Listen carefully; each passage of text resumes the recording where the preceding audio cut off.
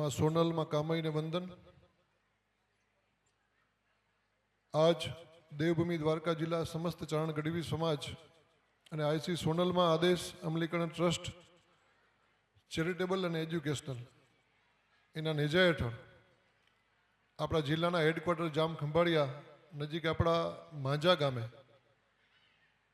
દીકરીઓ માટે જે ભવન બનવાનું છે શિક્ષણ માટેનું એના ભૂમિપૂજન પ્રસંગે આપણી વચ્ચે જેની પવિત્ર અને ગરિમામય ઉપસ્થિતિ છે એવા દેવલમાં, હિરલમાં, કંચનમાં, પરમામાં અને એવા કંકુ કેસરમાં આપ સૌ જ્યોતને પણ વંદન, તેમજ મંચ ઉપર ગિરીસાપા, રામભાઈ, ઈસુદાનભાઈ, પાલુભાઈ અને સર્વે નામી અનામી બધા જે આપણા આગેવાનો છે, માતાઓ બહેનો, એમને પણ વંદન। અને આપની સૌની ઉપસ્થિતિ મને બોલવાનું કીધું પણ મેં ના પાડી હતી।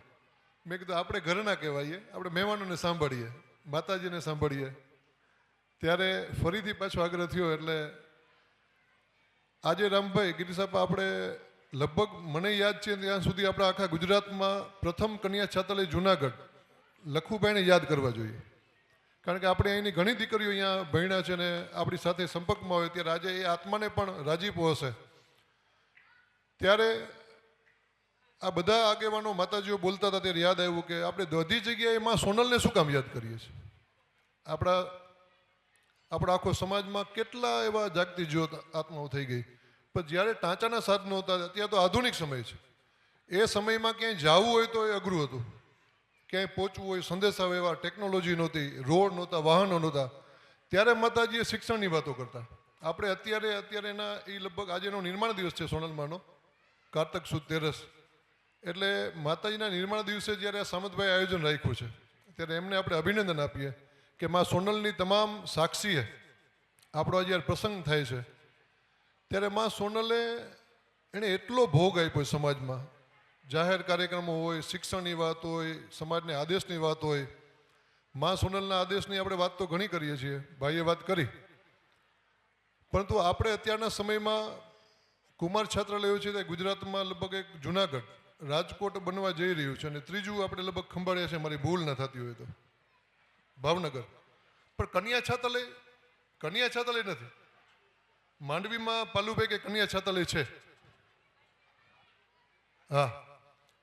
ત્યારે દ્વારકા જિલ્લામાં જે ભવન બનવા જઈ રહ્યું છે એના માટે આપણે માં સોનલને એવી પ્રાર્થના કરીએ કે માતાજી અમારું આ ભવન બને, એમાં આપણી શક્તિઓ, આપણી દીકરીઓ શિક્ષિત તો બને, સાથે સંસ્કારી પણ બને, અને માત્ર 9, 10, 11, 12 ને બદલે જે કોમ્પિટિટિવ એક્ઝામો હોય કે જીવનમાં ઉપયોગી, આગામી સમયમાં આપણે જીવનમાં ઉપયોગી થાય એવા તમામ સ્તરનું અહીંયા શિક્ષણ મળે, ટેકનિકલ શિક્ષણ મળે, ભણે ગણે અને સમાજની જે અસ્મિતા, સમાજનું ગૌરવ, સમાજની સંસ્કૃતિને પણ ધ્યાનમાં રાખીને ભણે, કારણ કે અત્યારે આધુનિક સમય છે। અત્યારે અન્ય સમાજો મેં વાત કરતા હતા હું, ઈસુદાનભાઈ, કે અમદાવાદમાં જ્યારે આઈએએસ, આઈપીએસ, જીએસ, જીપીએસના જ્યારે કોચિંગ સેન્ટરના સમાજો ભવનો ઊભા કરે છે ત્યારે આપણે દીકરીઓ માટેની લગભગ ગુજરાતમાં 4થી કે 5મી સંસ્થા અહીંયા ઊભી કરીએ છીએ। એમાં આપણે બધા તન ધનથી જોડાઈએ।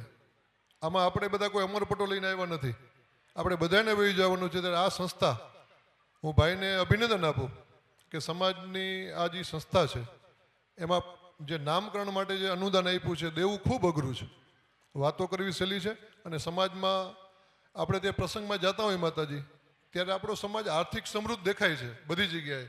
એ ખબર કેમ પડે કે પ્રસંગમાં જાય તો મંડપ બાંધ્યા હોય, વાહનો એટલા પડ્યા હોય, ગામડે ગામડે ઘર, મકાન, એમાં આર્થિક સમૃદ્ધ આપણે થઈ ગયા છીએ। પણ હવે આગામી સમયમાં આપણે બધાએ સાથે મળીને, નાના મોટા મતભેદો ભૂલીને વૈચારિક સમૃદ્ધ થવું એટલું જરૂરી છે।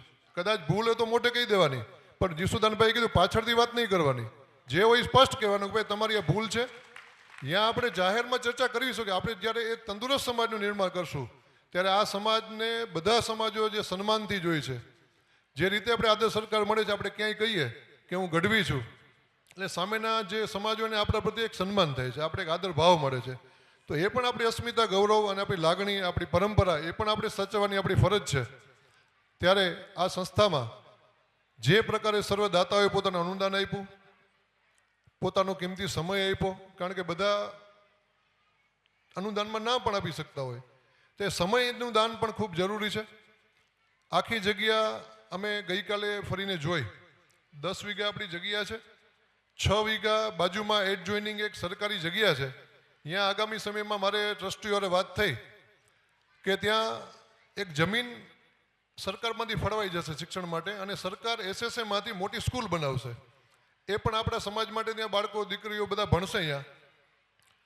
ત્યારબાદ આ લગભગ કેટલા વીઘા જમીન છે, એટલે આ લગભગ હું ભૂલતો ને 40 વીઘાનું આખું મોટું પટાંગણ બનશે આપણા સમાજનું. ત્યારે માંજાના સૌ ગ્રામજનો જે લોકોએ પોતાનું જે મન મોટું રાખી અને ઉદારતા દાખવી, એ બદલ સમગ્ર માંજા ગામને પણ અભિનંદન, સૌ દાતાઓને પણ અભિનંદન.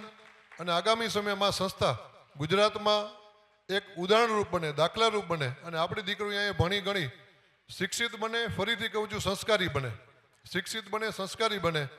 ટેકનોલોજીનો યુગ છે, ત્યારે આ સમયમાં આપણે ખૂબ પડકારો છે, અને આપણે સમાજના બધા પ્રવાહો સાથે ખંભે ખંભો મિલાવીને પ્રગતિ કરવાની છે, આપણે ખૂબ આગળ વધવાનું છે. ત્યારે હું આજના પ્રસંગના ખૂબ સફળ આયોજન માટે, આ ભૂમિપૂજનના પ્રસંગના આયોજન માટે સમગ્ર ટીમને અભિનંદન આપું છું, અને આયોજન માટે અભિનંદન આપું છું. માં સોનલને, માં કામઈને બધાને પ્રાર્થના કરું છું કે હે માં, અમારું આ જે ભવન બનવા જઈ રહ્યું છે એ ખૂબ સારી રીતે બને અને ખૂબ સારી ભવ્યમાં સફળતા મળે.